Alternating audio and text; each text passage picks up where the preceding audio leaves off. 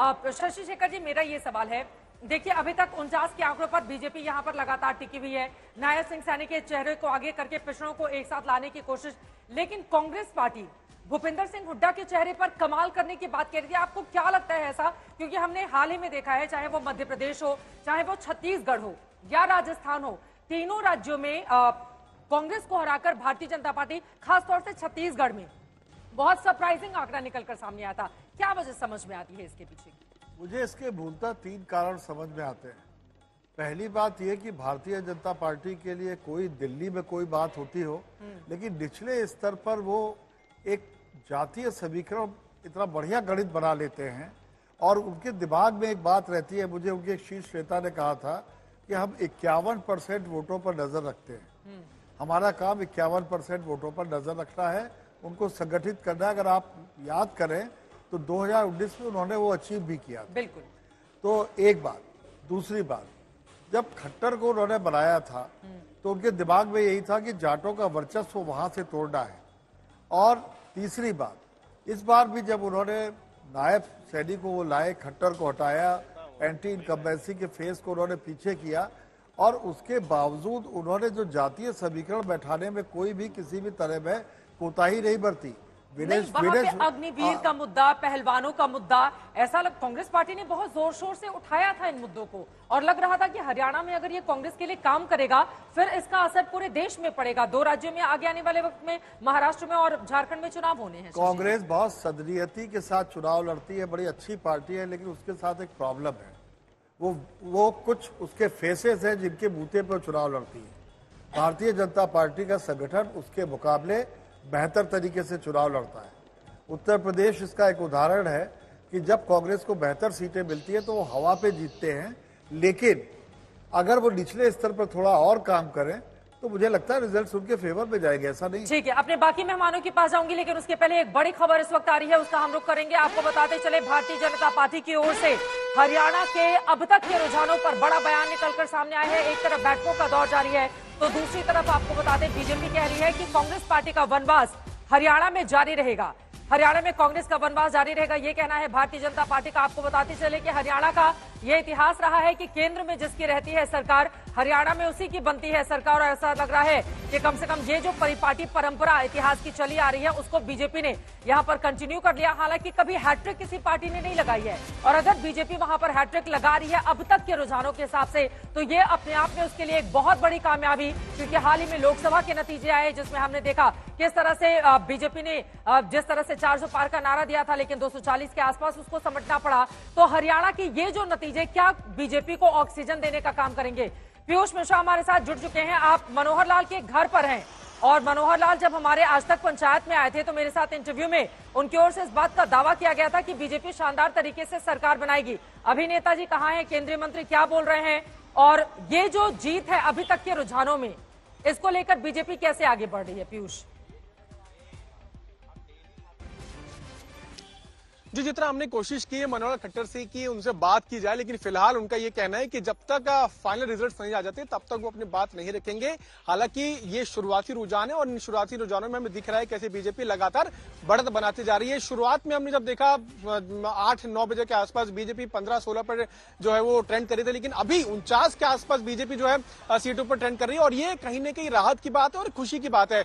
जब तक आखिरी नतीजे नहीं आ जाते तब तक बीजेपी किसी तरह का कोई बयान जो है नेताओं की तरफ से ऑफिशियल बयान नहीं आएगा।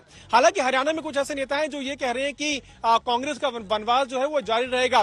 कुछ नेताओं को यह भी मानना है कि बीजेपी की इस परफॉर्मेंस के पीछे ना सिर्फ चेहरा बदलना बल्कि कुछ जो अलग अलग पार्टी थी, चाहे वो आईएनएलडी हो, जेजेपी हो, आम आदमी पार्टी हो या जो इंडिपेंडेंट्स थे, उनकी वजह से भी बीजेपी को काफी फायदा हुआ। उसका कारण ये है क्योंकि ये वो संगठन थे, ये वो पार्टियां थी जिन्होंने कांग्रेस का वोट काटा और बीजेपी को का वोट काटने वाली कोई भी पार्टी नहीं थी। साथ साथ एक और चीज जो पिछले 1 साल में हमने बदलाव देखे और जैसे ही लोकसभा के नतीजे आए और बीजेपी ने देखा कि हरियाणा जहां पर 2014 में 7 सीटें बीजेपी ने जीती थी और 2019 में 10 की 10 सीटें बीजेपी ने जीती थी, वहां पर बीजेपी 5 सीटें जीतती है और 5 सीटें कांग्रेस पार्टी को मिलती है। उसी वक्त बीजेपी के नेताओं ने तय कर लिया था कि एक रणनीति के तहत काम करना है और उसी वक्त हमने देखा कि कैसे पहले मनोहर लाल खट्टर को जो है वो केंद्र में लाया गया, उनको टिकट दी गई और अब जो है पार्टी जिस तरह से आगे बढ़ रही है बहुत जल्द हम देख सकते हैं ये जो रुझान है नतीजों में भी तब्दील हो जाएंगे और कुछ देर में हमको फाइनल रिजल्ट्स भी मिल जाएंगे और जैसे ही नतीजे आते हैं तब हम देख सकते हैं बीजेपी के अंदर माहौल बदलता हुआ। हालांकि सुबह से कोई बड़ा नेता बीजेपी मुख्यालय नहीं पहुंचा है, अभी भी वो निगाहें उनकी लगी हुई है नतीजों पर और जैसे नतीजे आते हैं उसके बाद ही किस तरह की हम अपडेट्स जो है बीजेपी मुख्यालय से और मनोहर खट्टर के घर से भी आपको आगे दे पाएंगे। जी चित्रा, हम करते रहेंगे, लेकिन हरियाणा के रिजल्ट पर रेणुका चौधरी का बयान आया है और रेणुका चौधरी का बयान ये कह रहा है, देखिए अंत में तमाम जो पार्टी थोड़ी देर रुके, कांग्रेस जीतेगी। तो कांग्रेस पार्टी की तरफ से यही बार बार कहा जा रहा है कि अभी थोड़ा सा इंतजार कीजिए, हम जीत हासिल करेंगे।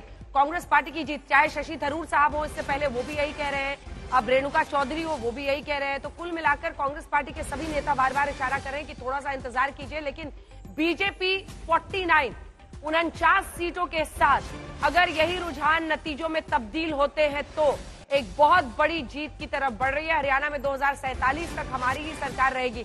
हालांकि संजय जी, मुझे लगता है कि कल तक कोई भी बीजेपी का नेता इतने जोश के साथ नहीं बोल रहा था जो अब वो 47 तक की दावेदारी ठोक रहे हैं। उनको भी एक मन में डर था, भय था कि मामला कहीं फिसल सकता है। लेकिन मतलब ये रिजल्ट एक तरह से मुहर है 3 बातों पर कि लोकसभा चुनाव, विधानसभा चुनाव एकदम अलग। 10-0 के स्कोर को कांग्रेस ने 5-5 कर लिया था। इसका अर्थ ये नहीं है कि विधानसभा में आपको उससे श्योरिटी मिल जाती है जीत की। दूसरा, वोट बटा है, जो एंटी बीजेपी वोट्स है वो बटा है और इसकी वजह से बीजेपी 49 सीट्स पर पहुंची है। क्या आप इससे सहमत हैं? दोनों चीजों से मैं सहमत नहीं हूं। लोकसभा के चुनाव में भी अगर आप देखें तो कांग्रेस और बीजेपी के वोट प्रतिशत लगभग बराबर थे, 46-43। अगर आप इन नतीजों को या अब तक के अनुमान को देखें तो वोट प्रतिशत लगभग बराबर है। कांग्रेस 1.5% से बीजेपी पे बढ़त बनाई हुई है, तो एकदम अलग नहीं है। लोगों के वोट देने का जो रुझान है बिल्कुल वैसा ही है।